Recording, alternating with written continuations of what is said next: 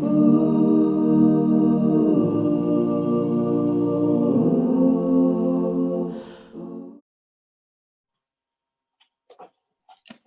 think this is good, bro. You like the dark vibes? It's nice. Nice. It kind of looks like the FBI just like open up your door and they're pointing at you with flashlights. Yeah. I think we're good to go, bro. Like what's up? Wait, hold up. I am holding. A second. So, can you hear that?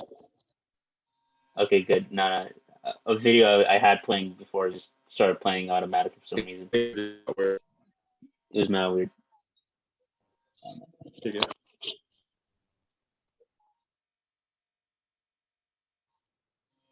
Okay, we're good to go. No more technical difficulties. Yo, assalamu alaikum. I mean, how are you, bro? I'm good. How are you?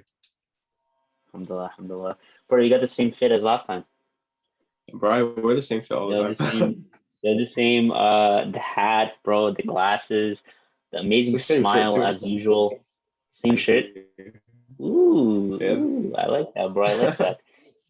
So honestly, I don't really have a layout for this episode. We're just gonna kind of go with the flow, see what happens, and should we take it from there, bro? Like so we actually started talking like right before I pressed record just because like Amin was like, no, it's fine. We don't have to save it for content. And bro, I need all the content I can get. So basically, we were talking about like the status of Tarawih and like Ramadan, this year, especially in New York. I don't know how it is like anywhere else, but me and Amin both live in New York. Amin lives in Bay Ridge. I live in Ozone Park, and yeah. So like I mean, I think we're gonna have a Tarawih this year, right? Like at least that we're gonna have good. I think so because I like last Ramadan like masjids were like formally closed, but since there's actually like prayers going on in the masjid right now, I think that they can have like a controlled tarawih. Yeah, bro, that's what I'm thinking because Jummahs are still like they're going on pretty well. Yeah, no. With guidelines, of course, with at least one musalla between every person, but yeah, that's what I'm thinking. Like, it wouldn't make sense to keep Jum'ahs open but not have Tarawih. Yeah, that's fair. I think that they should start doing like Tarawih outside. Like how they do the Eid prayer. Yeah, so in like Staten Island, I think they do the Eid prayer outside. And like thousands of people like pull up for it. And no masjid can really fit that. So I think that if we did Tarawih outside, then we have a much easier time sort of social distancing and stuff. But you think the weather will allow it? I actually don't know. The weather's been really weird this year because it's been I don't know, it's been colder than usual, right? Yeah, definitely. I mean, so if you haven't realized by now, I forgot the most important thing of what makes a podcast, and that's good audio. And I literally forgot my damn mic. And it's not a new mic. I just put a little cover on top of it, so it looks fancy. But yeah, I mean, you were saying, my bad. I forgot what I was saying. So you were saying that some massages are actually doing tarawih outside. No. Like, They're doing the massage in your area, or so no. It's just like a Bay Ridge Staten Island thing is to do Eid prayer outside, like Eid al-Fitr. Mm-hmm. And so I was like, if we can do that outside, then maybe we can think about doing Tarawih outside because I know that there's going to be a lot of people trying to pray and not enough room. Yeah. Definitely, bro. Definitely. I mean, inshallah we do. I mean, I was also saying before, like, even last year when we didn't really have Tarawih, like, of course, one of the most what's the word? One of the most important aspects of Ramadan was definitely lost because of that, the Tarawih aspect, and then like the community aspect because of that. But I still think, bro, like, last Ramadan was one of the most spiritually impacting Ramadans I've ever had. That's fair. I mean, like, it's really just like what you make out of it.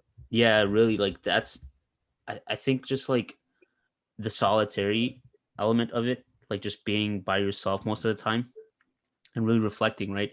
Like of course we still have that away. I'm pretty sure like even with your families, you were still probably doing it at home, but like afterwards, then you like I don't know about you, but in previous years after Tarawih, like I know I'd probably like go outside with the boys, like go to McDonald's or something, like get like a quick snack and then just stay up all night. Obviously doing your as much about that as you can, but I still don't think it was maximized. Whereas last Ramadan, because you're home, literally you can't go outside because of quarantine. Or at least I think most people didn't. You shouldn't have, but Yeah. just because you're inside most of the time, you really took advantage of it. I feel like because like what else is there to do really? I think it comes down to like what kind of I don't know, I guess like what influences you as a Muslim. For me, a lot of times like I guess I get influenced by like the community, the way they feel. Which is why I like going to the MSA and stuff, because when I feel like people are being religious around me, then it encourages me to do the same. Definitely, bro. That community aspect is important as hell. Yeah. Like it's super, super important. Yeah. Especially for people that like have reverted. I know there's a lot of people that like have been in quarantine and have like exploring religions, and there's been a lot of like new converts. Yeah. So I hope that it's open, because I think they're gonna need a lot of support during Ramadan. But like if you're like I guess a set Muslim and you've been Muslim for a while and you're used to the rituals and stuff, then you can definitely like make the most out of Ramadan even without Taraweeh. Definitely, bro. Inshallah. I mean, I think the community aspect for me at least was a bit fulfilled, just by like how many online events there were like last year. Obviously, it's not gonna be the same thing. Like, definitely, I can't even like cap and say like it was even close to being the same thing, because being in person and having those scholars in front of you or having those discussions in real life, those are like that's something else. Like I can't even really say the online component like fulfilled even a third of that. That's fair. But I don't know. I think Ramadan is really meant to be a reflection time. Like, of course, community is important, but I feel like definitely if you can focus on yourself, just put in the work. Do your daily regiments, make goals, bro. I think what a lot of people lack, especially me, is like not having actually structured goals. I think we just go in like with, I just want to do a khatam and that's it, right? But then like not really making the daily plan, or like not really having the habits to put that into practice, or even besides the khatam, because I think a lot of people already do that. But like even something like, oh, let me finish these amount of books, or let me memorize this surah, or something like that, right? Yeah. I think a lot of people like we don't see the That's practical actually side of it. Yeah, that's actually an interesting point, because during Ramadan, like a lot of people, they just sort of do like some like objective work, and they read some Quran and stuff, but a lot of people end up leaving Ramadan and going back to like the same habits. So it to a degree, people sometimes seem to be doing superficial work that doesn't actually change like their lifestyle. So I think it's like definitely important to sort of focus on that. Definitely, bro. I mean, yeah, may Allah allow us to reach Ramadan, man. Like we should all constantly be making that dua, Allahumma ballighna Ramadan, right? Especially like right now we're only like 20 days away, dude. Like that's crazy, man. Like subhanAllah, this year went by so fast, bro. We're already like it really did. Yeah. I mean, yeah, may Allah allow us to reach Ramadan. There's like I don't know if it's you, but there's like a bit of a lag sometimes. Might be because of the rain. Like there's a bunch of rain outside right now. Is it raining like in your area too? It's raining in my area, but not that heavy. Not that heavy. It was heavy like a few minutes ago, and now it's kind of dying out.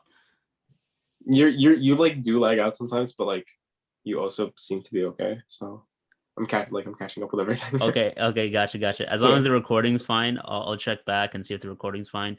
I would hate to actually no, I wouldn't hate it, because then I can talk to you again, big boy. That sounds good, bro. Of course, man. So how's your TikTok thing going? It's fine, normal. Normal. I feel like I've kind of been on a break. I haven't really been like posting serious content lately. Really? You've been posting quite a bit though. Yeah, but they're not like really serious. What do you define as serious? Like I'll actually like research a topic and make a video about it, teaching other people. Okay, gotcha. So now this is just like kind of impromptu stuff, like sort of, yeah. Things I feel like, or just want to make jokes or something.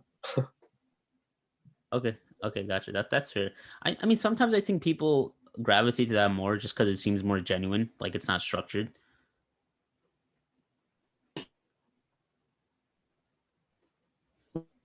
No, I can't, if I'm not like, if I don't actually feel inspired by the thing I'm posting, then I feel like it's kind of fake of me to post it, and that like my intentions are not sincere. So I like when my videos, I make them sort of like on the fly. Like if I'm thinking of a topic and I'm really interested in it, then I'll research it and I'll post a video on it because I actually like it and I think people will benefit from it. But I don't really go out of my way to like look for things to talk about and things that I might not benefit from, and then teach people about it. I got you, bro. I mean, yeah. I think that's the real problem with content creation. Like we were kind of talking about this last time about the sincerity aspect and like, what is real content and what is stuff you're just putting out because it'll get views or like it'll get some good engagement. Like I think that's a real issue with most content creators, just not having that just not having that balance. I hate that phrasing. Like low key, I really hate that phrasing. You ever seen that meme where it's just like when you haven't been focused in the entire meeting and then you just go on the call and said, yeah, I think we just really need to have that balance. And that's your 2 cents for the whole meeting. That's funny. And everyone's like, oh, you got a good point. Yeah, right. Yeah, the person I would like to add on to the previous person. He made a good point. Jeez. Yeah. No, I don't know. Yeah, bro. Recently, one of the TikToks I saw you post recently was about you were reflecting on your homeland. And for the viewers that don't know, I mean, his family is from Syria. And yeah, so just talk a bit about that. Of like, what was sort of going through your head like nowadays when it comes to like Syria, or like did you live in Syria for a time, or like what's your family situation like?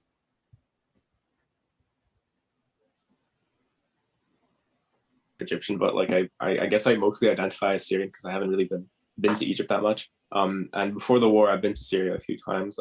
We stayed a few months there. I don't know. It's just me and my family, we were getting back into like just watching some TV shows and stuff.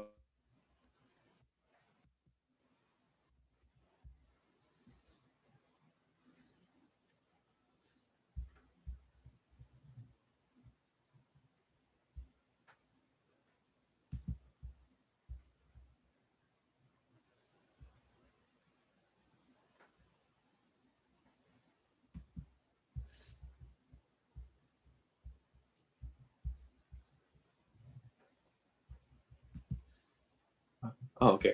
They're either very early in the new regime or oh man, bro, what happened? My connection went away for a second. Sorry, I think the last thing. Yeah, I was out, bro. I think the last thing I heard was you were talking about your family in Egypt. Oh yeah, okay. So I'm half Syrian, half Egyptian, but I identify a little bit more with Syria because I haven't really been to Egypt that much. I sort of speak more Syrian and eat more Syrian food and stuff like that. And so like for the past like few weeks, right, me and my parents have been like catching up on like TV shows and stuff together. But we were running out of like American things to watch. So we ended up like looking at like Arab TV shows. And one like really famous actor in Syria, his name is Dari Lahan, right? And he started acting like right when Syrian TV opened. Syria didn't really have any TV before like the 1960s. And so he was one of the first people that like, I guess like the Syrian television network or something hired. And he started making like hadat and like musalsalats, right? Which is like TV show. And a lot of his shows, like they're just super nice because like everything that he does like transmits some culture that like I know of, but like I haven't really seen in action or I haven't experienced for a long time. The things he says and all those really cool things. But I think one of like the nicest aspects of watching it is that even if like the things in the TV shows aren't like the most, I guess like if the actions aren't really the best, they still function within the limits of God, if that makes sense. Like he could be like doing a crime and he could be like faking it and then saying like Assalamu alaikum, wa alaikum assalam, stuff like that. And so it's like obviously you're not supposed to do that, but it's like at least to a certain degree, everyone is sort of aware of this, and it just feels like, I don't know.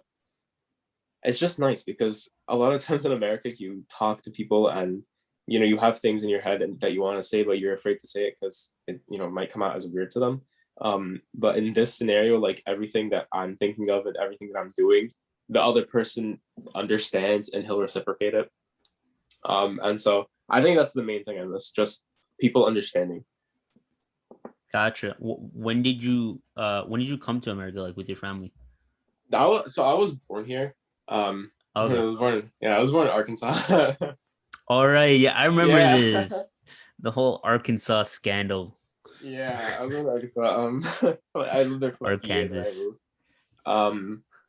Yeah, we've been here, but we've like before the war, we visited Syria a few times, and we'd stay like the summers there. Gotcha. When did you move from Arkansas? I think when I was like 1, maybe a few months old. Okay, Yeah. Gotcha. So you can relate to a lot of these rednecks down south, right? I mean, bro, they're not getting the homeland. representation they need, bro. Yeah, that's a fact, bro. Come on, we need more representation. No taxation without representation. Oh my god. Yeah, bro. That's something, man. So you said most of your family is out of Syria, right? Or they're still. No, so my family, they still like my from my father's side, they still live in Syria. Alhamdulillah, like things are better there, but if we go to visit them, we can't enter Syria because we're American and that might not sit well with them. So we have them meet us halfway in Lebanon. Oh, okay, gotcha. And you guys just like rent out a place in Lebanon and everyone stays there. Oh man. Yeah, and then everyone goes back like when the summer ends. SubhanAllah. Like I remember you would always tell me like these stories of you would go to like Umrah and then right after you go to like Lebanon. So I just thought your family was in Lebanon, like they came out of Syria and they were in Lebanon. So that's what I always assumed. Okay, I see. Now, we tried to make them move to Lebanon, but I don't know, for whatever reason, they don't want to leave Syria. It's beyond me, but yeah. No, man, SubhanAllah. Yeah, I mean, just being, I guess they don't want to leave their homeland, right? Like just being forced out of it, that's probably something. Yeah. I mean, I don't know. It's not really about them being forced, but like the way like me and my father and our family sees it is that they're missing on an opportunity to spend time with us. Yeah, they're just like, we can't enter Syria. We can only really see them in the summer. Even right now, if we can't really go to Lebanon because their country's a bit unstable right now. And there's not really another country that will accept Syrians without, I don't know, purchase of property or some convoluted visa process. So seeing them is really dependent on countries, and we don't like to be dependent on that. I got you, bro. Yeah, I mean, so I did have like one idea for this episode that we kind of do. It's a bit structured. So I remember with Sabi, shout out to Sabi, always the homie, right? Hi, Sabi. So we on his episode we played this game called We're Not Really Strangers. It was a kind of a variation of that he made with a few of his coworkers. I remember hearing that. Yeah. So we could go through this. It has 3 levels. Sure. Perception, connection, and reflection. So we could go we could go through this one by one. And yeah, you want me to send you the link for this so you could also have it pulled up? Actually, sure, yeah. I'll look it up. Amazing, bro. Amazing, Habibi. What were you doing today before this episode, man? I had class in the morning, then I took a nap, and then I woke up, and here we are. Amazing. That sounds like a solid day, bro. Right? Solid day. Absolutely solid. You know what my day looked like? Oh, wait. I had to finish up some work, right? And I pulled an all-nighter. I slept around like 8 or 9 a.m. Jeez. I woke up at 4. That sounds like a solid day. Sounds like a solid day, right? Yeah. No, okay, so last night I stayed up like really, I woke up early, so I went to bed at like 7 p.m. I woke up at like 1. Stayed up until my class ended at 2:15, and then I took my nap. Okay. I mean, that's a Yeah. lot better, at least, because it was spaced out. But yeah, Sort my of. sleeping schedule is insane right now, dude. Like, Yeah, it's there's all no over the place. Yeah, there's no structure to it anymore. It sucks, but what can we do? It's better than the last quarantine, alhamdulillah. Like, I think last year, dude, I feel like people were legit sleeping at like after Fajr and then waking up at like 5 o'clock, right? Like, Bro, I still do that. When I'm off, I still do that. It's Right, the easiest but way to catch all the prayers. that's true. That's definitely true. Just sleep after Fajr, wake up for the take a nap again, get your usher in, and then you're pretty much awake for the day. That's what I'm saying. Okay, Yeah. I opened up the link and Awesome. it's fine. Yeah, so the way this works, there's 3 levels: perception, Okay. connection, reflection, and you can see there's a bunch of numbers. So it'll be like, Amin, choose a number. And so I'll choose a number, and then I'll ask you the question, or like, let's say, I mean, you choose like 35. I go to 35. I actually wait. So these questions, I think it's for me. For you? How about all right. All right. How about this? I mean, you choose a number. Okay. You click on the question, Sure. and then I'll answer it for you. So I just choose a question. Yeah. Okay. So just choose a number. Okay, I'm gonna ask you to choose a number. I'll read the question, then you answer it. Okay. I'll choose 12. For perception, right? Yeah, 12. Okay, 12. Make an assumption about me. Make an assumption about me. Okay. Actually, wait. This is the wrong link. Man, I suck at this. Okay, wait, hold up. Was there like that was that was a wrong link. I was so confused for a second. Like, this is not. Yeah, so that's like a game. That's like a game. Yeah, that's like a game you would play with people you don't know too well, like people you're just meeting. Oh, I see. Yeah, so this is the right one. Whoever made this list didn't write the numbers in order. Yeah, so click on the link I just sent you. Okay, I'm on it. Personal development. Yeah, so this one has personal development, relationships. That's a favorite of yours, isn't it? The future and entrepreneurship, creativity, and then random. So there's a bunch of these. Yeah, so these are a lot better. So all right, so how about this? Tell me the section and your number, and then I'll read a question from it. No, and then how about we'll go through each one, inshallah. Okay. Okay. We'll do 3 for each one. See how long it is, and yeah, this should be fun, bro. Let's do it. So, personal development. Choose a number. 12? Me? Okay, 7. Yeah, 7. Yeah. Okay, so this is me asking you. Yeah. What are lies you wish were the truth? For example, lies I wish were the truth. House hippos. I don't know what that means, but sure. What are lies you wish were the truth?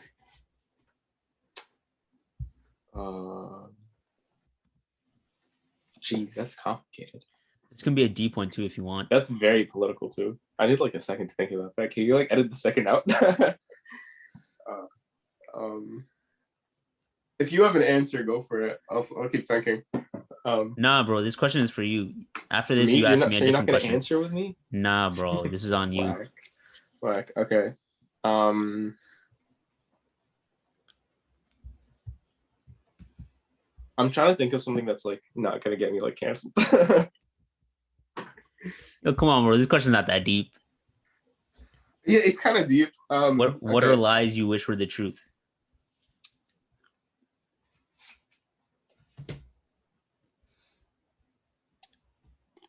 I wish that. God damn, bro. What kind of wish is this? I wish that. Yeah, I'm gonna get canceled. I wish that like the Torah and the Injil were the truth, and they weren't lies. And they what? And they weren't lies. And they weren't last? What do you mean? Oh, lies, and they weren't lies. Well, not in that I want the current one to be true. I just want them to like be the original. But yeah. Oh, I don't know if okay. this counts. I get what you mean. I mean, Yeah. that was in the Qadr of Allah, right? Like for Of the course. Quran to abrogate all of that. Yeah, but it would be nice if I get if we what all you mean. agreed. Yeah. I get what you mean. I get what you mean.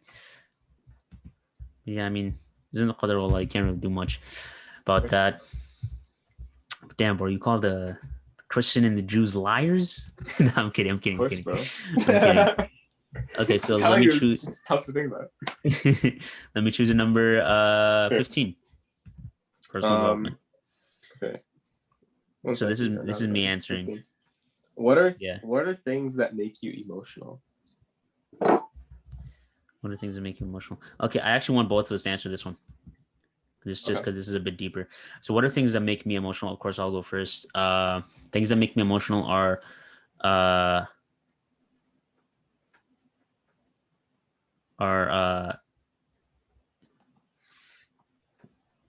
so anything artsy, really. Any form of really good artistic expression kind of makes me emotional. Like really good poetry makes me emotional.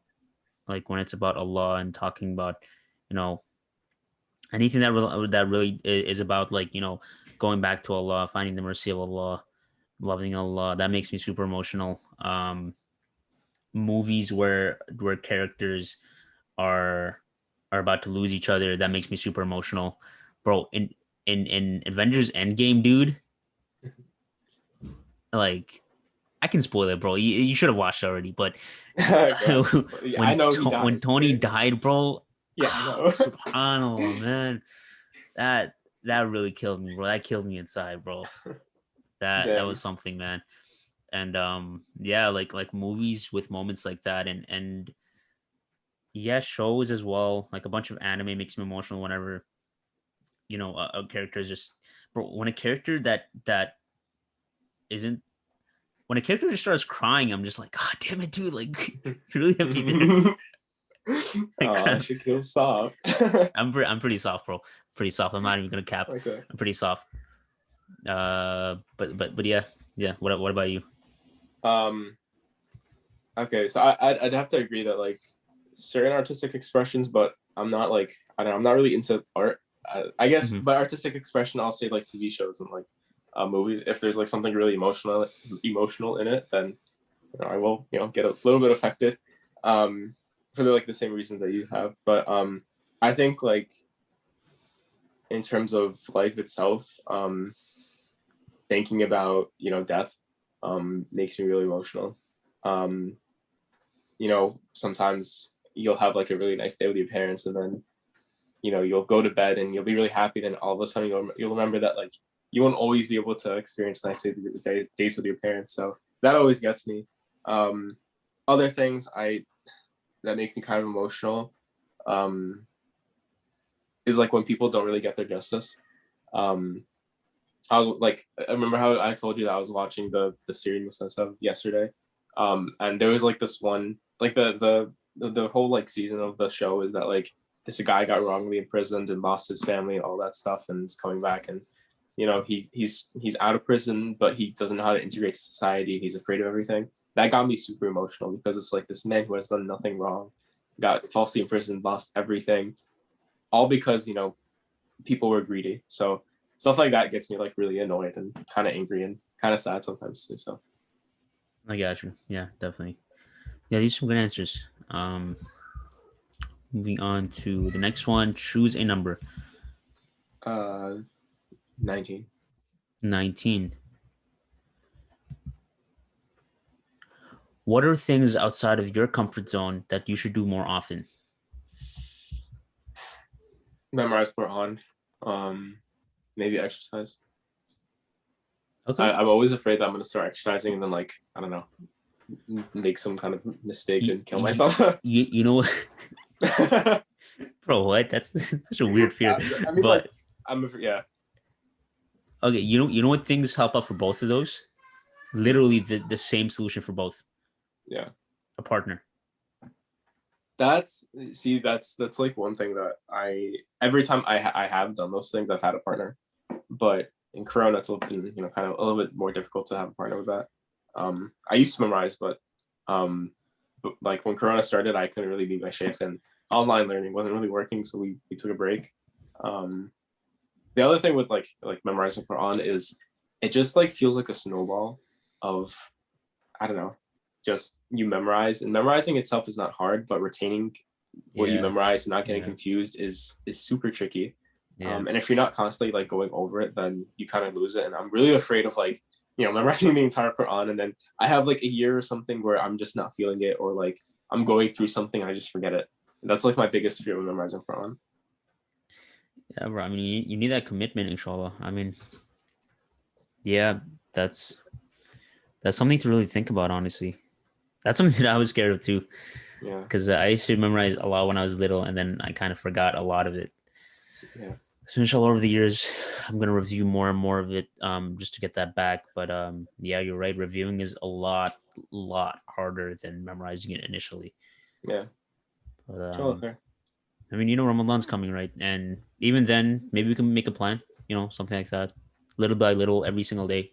It can be super small, man. Like with both of those things as well, sustainability is key, right? Because if you go super hard in the gym one day, but then you miss like the next like 6 days, and you don't go the next week even, dude, there was no point.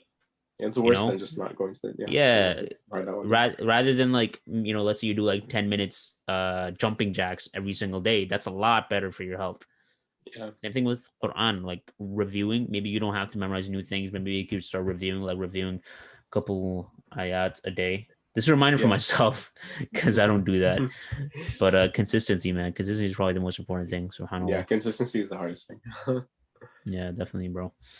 Let me choose 24. 24. What are beliefs to live by for the good of humanity? Beliefs to live by for the good of humanity. Jeff Bezos question. Islam. Okay. No, that's a cop-out answer. Even though it's true. No, it's not. It's good. It's true, but obviously I can't answer that. Okay, fine. What are beliefs to live by for the good of humanity? I think some important beliefs. I mean, everything is gonna tie back to Islam, but let's say,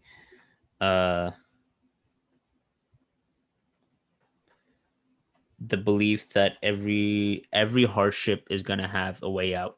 I think that's an important belief. I think another one is the importance of community. You'll always need another person in your life. Like, I think a lot of people don't really have friends or family to really fall back on these days. Like, it's pretty sad, man. I think a lot of people just they kind of just go their own way, lone wolf style. But I'm pretty sure, like, bro, everyone needs a source of community, right? Like, of course. I was looking at the other day, like a scholar said, so we all know like insan kind of comes from the root word, and the more common root that I always hear is like the word for forgetfulness. Humans forget, right? We forget ourselves, we forget Allah, we forget our deen sometimes. That's why we go astray a lot of the time, right? Mm-hmm. But another root that insan can come from is the word for let me get this right, because I don't want to like mess up the delivery.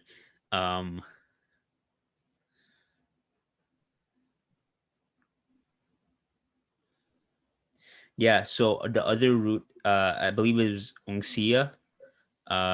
Maybe I might be wrong, but it's to relate, to love, to be loved, to become close to, or to get or give a reaction. Essentially, humans were built for community, right? Everyone always says humans are social creatures.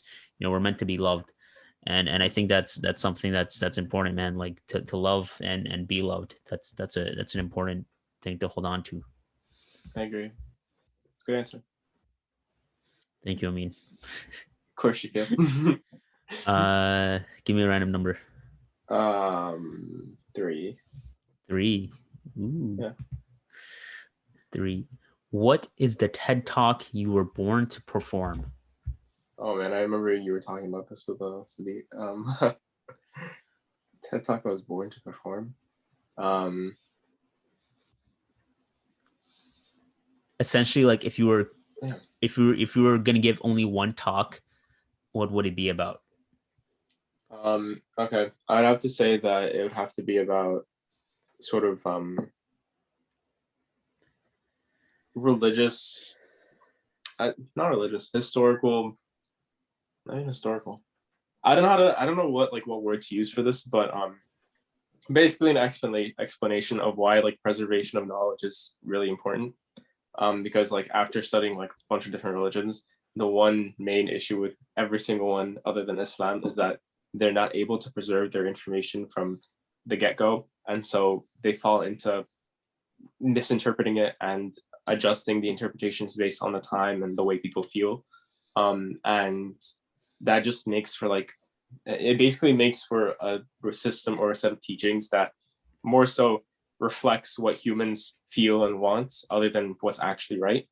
And so I wish that like if people understood that, then they'd understand like, you know, to a certain extent, they would eventually come to the conclusion that Islam is the true religion. But yeah. Yeah, definitely, bro. Especially when you get to like the science of the preservation of Quran and like hadith, like we have so many concepts in hadith, especially like the concept of mutawatir, right? Of universally recognized. I was listening to a podcast with Hamza Sortsis, and he says he explains it so much better than me, but Hamza Sortsis basically says that the greatest example of mutawatir is something we use every day, language, right? Uh, why do we say things the way that they are to be said? Because thousands and millions of people have recognized that as the proper way of that thing to be said. Yeah. You get me?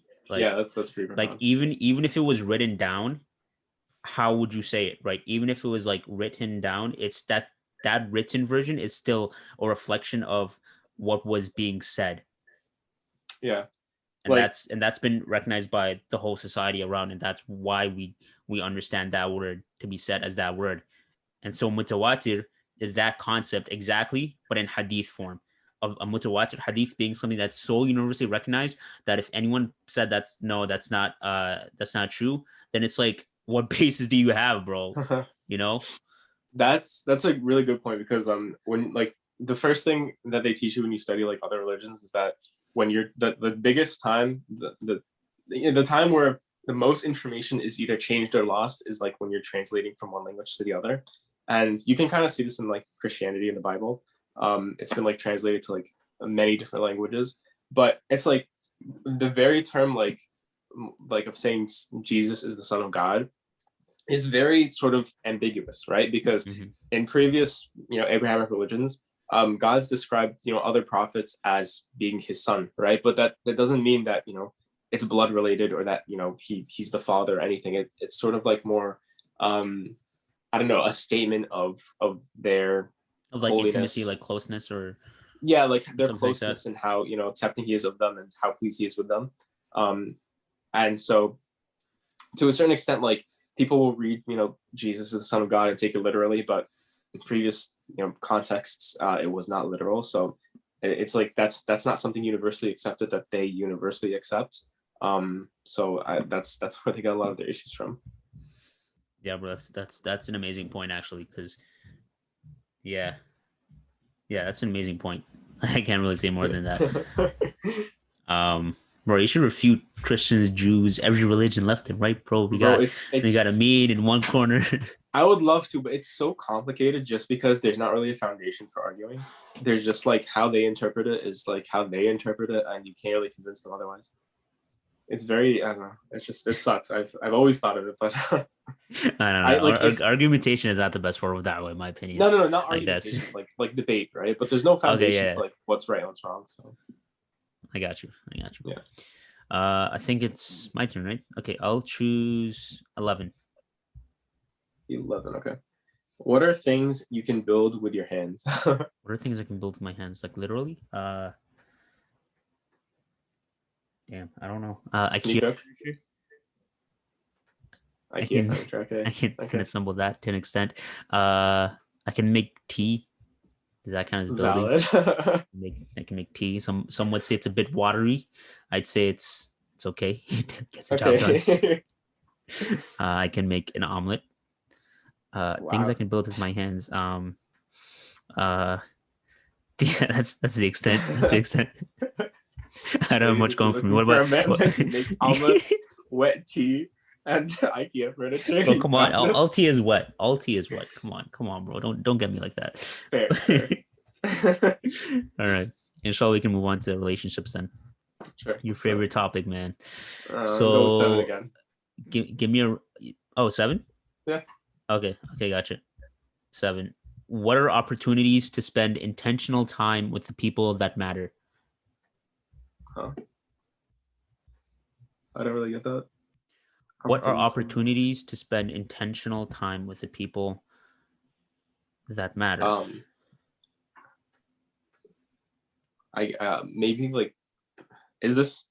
I think it's talking about like formal gatherings, maybe. So like, I think it's just talking about like how do you spend time with people that you want to spend time with? fair, but some, like, for instance, we can spend time with our parents, but it's kind of unintentional. But is that that's not intentional, right? Yeah. Like what's intentional? Like quality time. I'm thinking like maybe birthday parties, stuff like that. Like, I don't know, gatherings, weddings. Stuff at all. What? No, I'm kidding. I'm not marrying my friend. I'm just saying. No, I think it just means like more opportunities to spend intentional time with the people that matter. Okay, I guess I'd say like podcast. That's fair. That's probably my answer. That's actually not bad. But yeah, this is your question, so give me a good answer. You know, I'll say like, actually, like, setting aside time like every few weeks to like visit them. I used to do it with my friends in college, and like we go to the same college, but we don't really have classes together. So like every like week or 2 or 3 weeks, we just meet on a Friday when we're all off and go and grab lunch and just catch up. So Gotcha. I guess that's intentional time we spend with them that I think is important. Are you allowed out anymore, or you're still trapped? I don't know. Still kind of trapped. I might start going out and testing the waters, but we'll see. Got you, man. All right, let me know. Okay. You ready to choose a number? Yeah, I'll choose 14. 14. Okay. What are helpful things you learned from your parents? Helpful things I learned from my parents.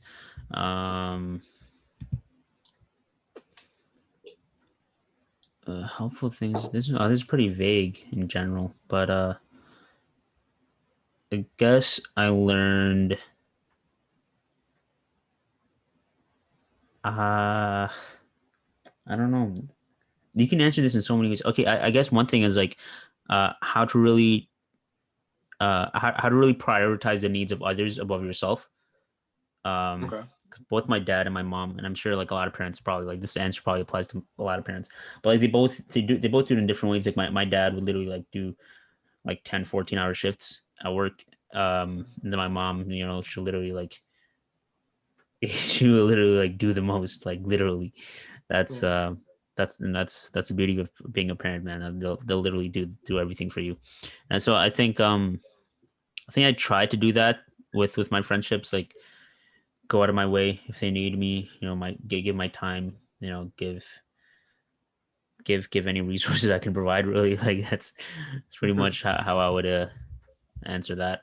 Okay. I like it. Good answer. Yeah, this is you.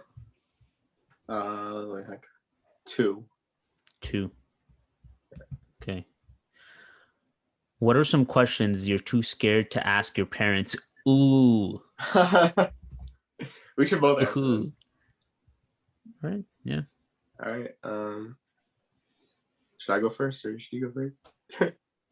You can go first. Yeah, you really got to make me. Yeah, you can go first. All right. I'll say it. Well, when am I gonna get married? But we need to unpack that. Have they been talking to you about that? Like, have they brought up marriage? We don't need to unpack. It's actually really complicated. They don't give me like a solid answer. The main sort of thing I understand is either if I move away for school, they might get me married just so I have someone with me. I'm not like lonely. Or I finish school and then I can get married and settle down. That's basically it. Okay. My bad. I should not be eating, but I got Nah, you're hungry. good, bro. You're good. Does your mom talk about like any potential suitors? No, my parents are not. I don't know. They're weird. They got married late themselves, and they're not really like about that. Pushing you to get married and stuff. And that's good. Honestly, in a way. if I never got married, they probably wouldn't complain. Should be that golden boy Yeah. doctor in your family, Right? I got you. I mean, do you think there's an age where you'll really push for it? 23, because I think I want to get married by like, yeah, I think I at least want to get married by like 25. So if I start pushing at 23, by the time I find people and get to know them and stuff like that, like I'll be 25 and maybe even 26 or 27. Oh man! And I'll be out of whatever school I'm in. In med school? So about med school, I'm not sure if that's actually gonna happen. I'm thinking more so dentistry now, just because it's a little bit less time. Med school, there's just like too much to worry about with like getting accepted to the residency you want and stuff like that. And with dentistry, I'm already like decent with it. And by decent with it, I mean like I already accept what they do and I'm interested in it. But medicine is like if I do 4 years of medical school, I could get into a residency that I have no interest in and be stuck with it and can't really do anything about it. So that's like my biggest fear with it. And also on top of that, like to actually start practicing as a doctor, it's going to take like 10 years, like an extra like 6 years at least over dentistry. And they don't really make, that much more money. So dentistry seems like a decent option.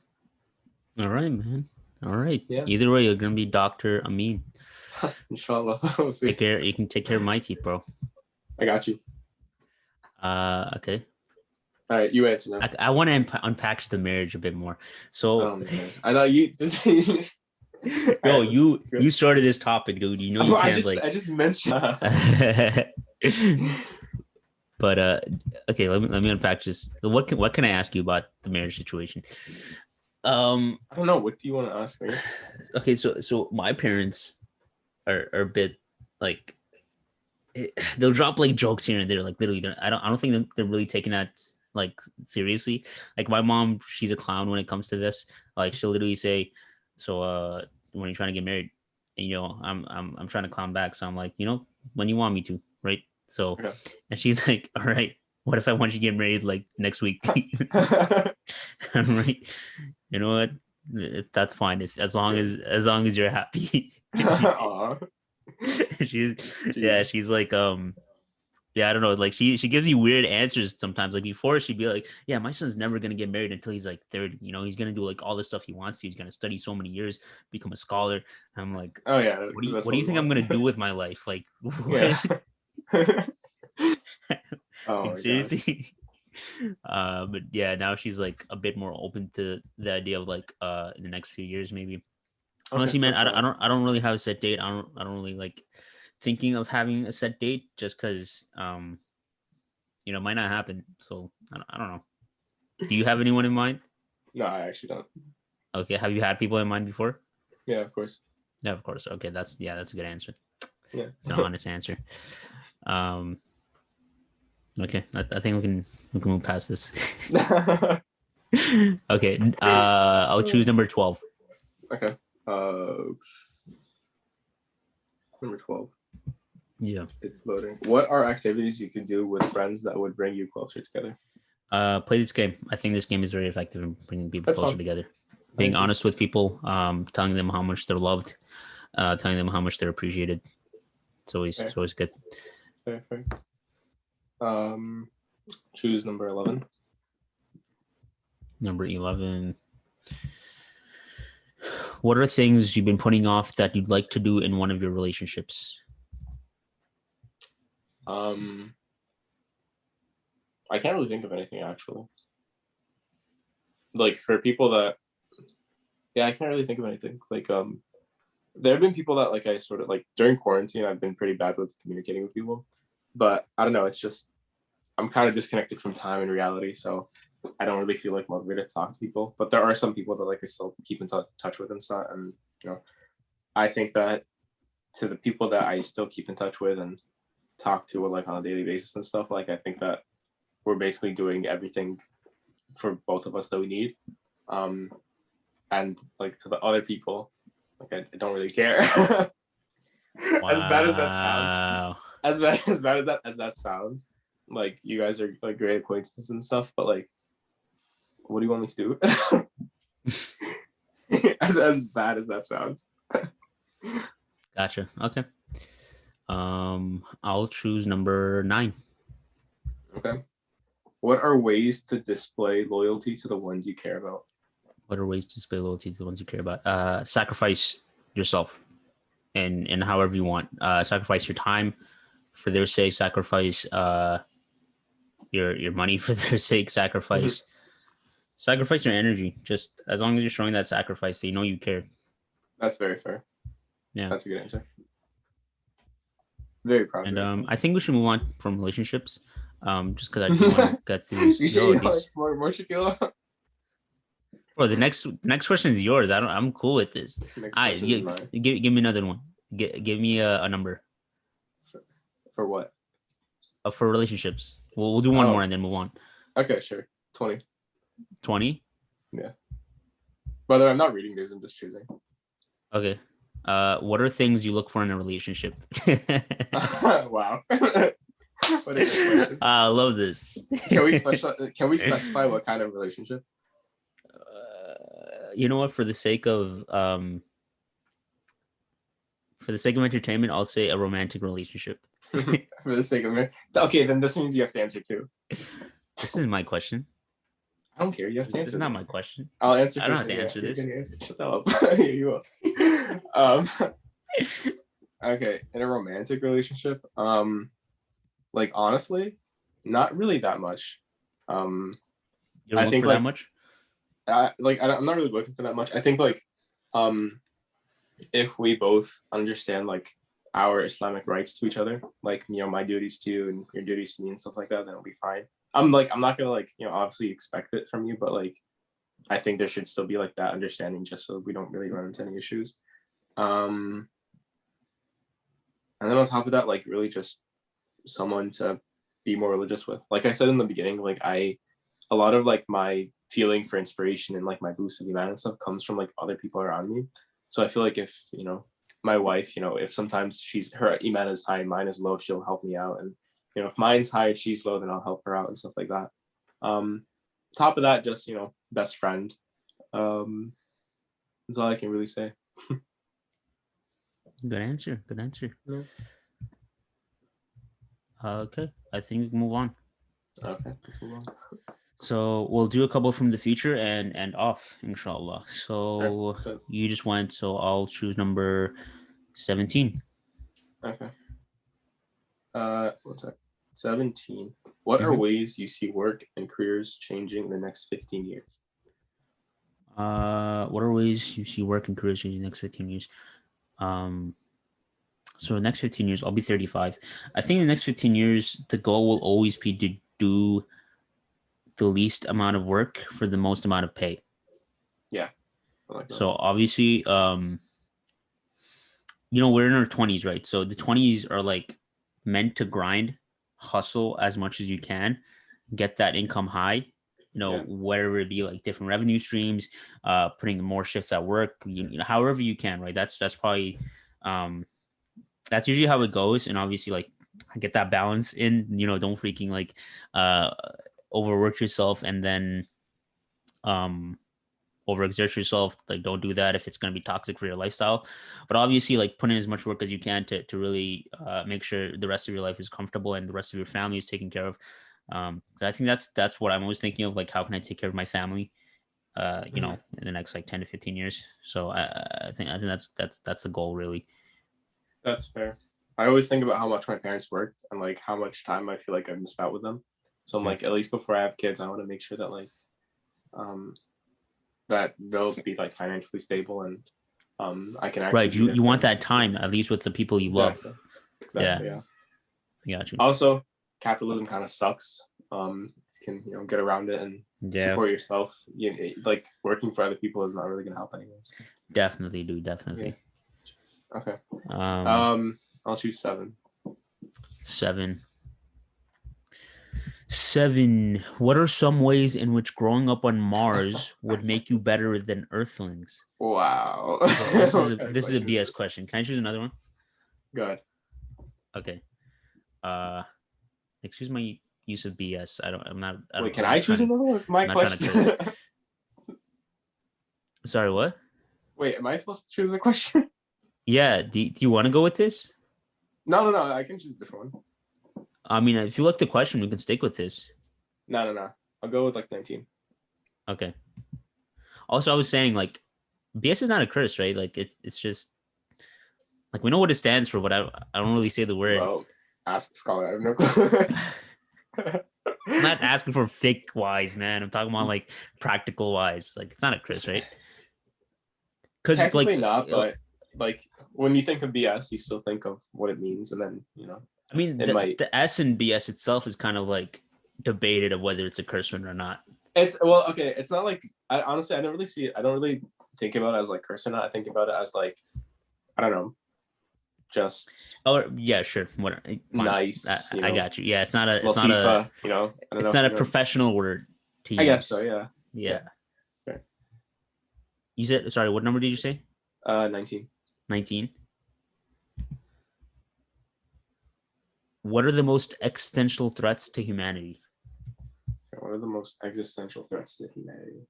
Come on, bro. Name every other religion besides Islam. I was really about to, but I'm not capping. I was gonna say like the most existential threat might be ignorant people. Why do you say that? Geez, I don't know. It's just if there are trends and correlations and stuff that people don't witness and don't focus on, then I don't know, just a lot of things get lost. It's like even let's say like if people, a lot of people say that like global warming is like fake and made up and all that stuff. Even let's say that like there was no global warming. Let's say they were talking about a different topic that had some kind of trend. If they were not, if they were not aware of what's going on and like what the actual truth of that thing is, then they're going to interpret the situation wrong, and they could either be on the wrong or right side, right? And likelihood is that they might be on the wrong side, right? So I feel like, I don't know, I think it just applies to everything. If you're ignorant, then you're not doing what humanity needs, and you're not supporting the thing that humanity needs, regardless of whether it's global warming or just something more so on a daily basis. I got you, bro. Definitely. I'll choose number 8. Okay. What are things you have experienced that your future What are things you have experienced that your future children or grandchildren will not? What are things I've experienced that they won't? Not having a portable electronic device until I was like 16. Like I didn't have a phone until I was like 16, and that's probably not going to be true for the next couple generations. So that's probably something. I kind of answer this too. Yeah, go for it. I think one thing, they won't be able to experience like Syria before the war, or a lot of the Middle East even before the war. Hopefully, they won't have to experience a pandemic like we did. Yeah. I should have said that. The pandemic. They won't experience the pandemic. Theoretically, they won't. Hopefully, they won't. Yeah, inshallah, they won't. Unless you have a child in the next few months, which please don't. You're so out of pocket, bro. What's Bro, being out of pocket is literally the fruit of life. It's so much fun. You should try. I have to cut out so much from this episode. I might actually. I'll cut out a couple of parts. But yeah, sorry, you were saying. Yeah, pandemic. Hopefully they won't have to experience it. The Middle East a lot before the war. I mean, we haven't experienced Palestine, but they might not even know that Palestine exists. Well, they'll know that Palestine exists, but like it might not actually like be there anymore. Yeah, I guess that's like the majority of stuff I was thinking about. Sure. Okay, so this is the last one, bro. This is your question. Give me a number. Okay. 13. 13. Unlucky number 13. Astaghfirullah. We don't believe in that. What are Who things said you this can... wasn't? What? Oh no, go ahead. Oh, what are things you can do every day to reduce your carbon footprint? Honestly, I don't want to do this. Let's Yeah, let me see if any. Can I just say there's... that it's mostly a systemic thing and less about like personal. I got you. People, okay, let me see if there's like a really... Let's just like look through the questions and talk about things we were interested in. Yeah, I want to bang your question to really end up on.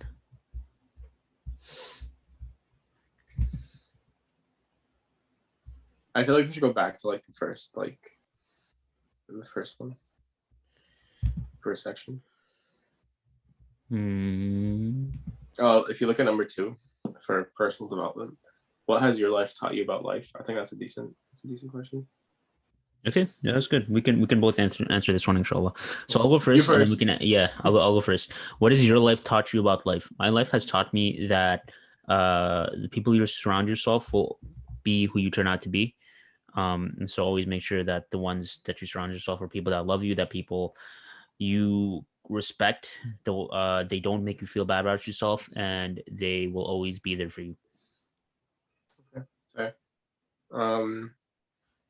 I'll say that life's taught me that I can't always be in control, and that kind of sucks. But the light at the end of the tunnel is, Jannah, inshallah. But yeah, definitely, bro. That's an amazing way to really end off. I pray that inshallah we do attain Jannah together. Me and Amin both frolicking through the gardens of Jannah together. holding hands. Frolicking, man, holding hands. Everything that you can do in Jannah, right? Being out of pocket together. Yeah, may Allah increase us in whatever good we're doing. May Allah accept. May Allah make us sincere in both your TikTok, my podcast, and your new show. We forgot to mention that you're doing an IG live kind of thing. Ripping off my idea. I'm kidding. Oh yeah, great, bro. I was like, kidding. You know what? I'm gonna go on Shaquille's podcast and see what he does. No, for real. Shout out anything that you really want to shout out. Your TikTok, No, I don't. I'm your good, IG thing that you're doing. I'm good. Thank you. All right. Yeah. Just may Allah allow us to increase in whatever good we're doing. Allow us to be sincere. Allow us to further fall in love with Him on a daily basis, consistent basis, and make the necessary adjustments in our life to really prove that we love Him. May Allah make us people of Jannah. So just to end off, we always say the dua at the end of every meeting, just so whatever bad was said is forgiven, inshallah, and there is barakah in what was mentioned in today's episode. So subhanakallahumma bihamdika ashhadu an la ilaha illa anta astaghfiruka wa atubu ilaik. Assalamu alaikum wa rahmatullahi wa barakatuh.